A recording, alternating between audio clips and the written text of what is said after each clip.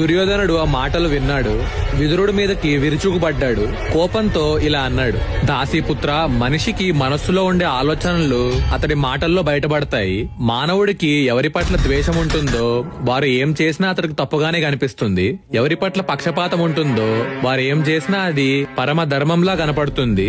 నువ్వు మా ఉప్పు తింటున్నావు, కానీ ఎప్పుడూ మా శత్రువులాగా మమ్మల్ని నిరుత్సాహపరుస్తూ ఉంటావు. మా గురించి ఒక్క మంచి మాట కూడా ఇప్పటిదాకా మాట్లాడలేదు.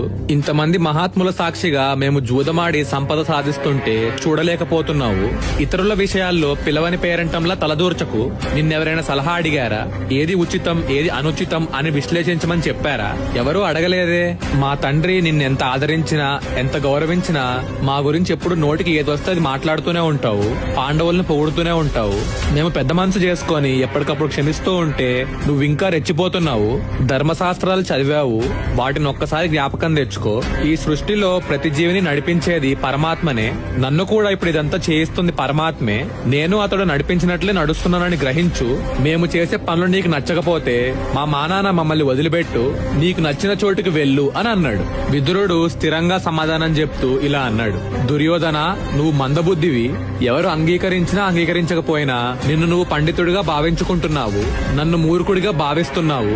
నేనెప్పుడూ ధృతరాష్ట్రుడికి మేలు కోరి అతడి పుత్రుల మేలు కోరి మాట్లాడతాను. నువ్వు భయంకరమైన కాలసర్పాన్ని పొడిచి పొడిచి రెచ్చగొడుతున్నావు. దాని ఫలితం అనుభవించాల్సి వచ్చినప్పుడు ఆ రోజున విచారిస్తావు అని అన్నాడు.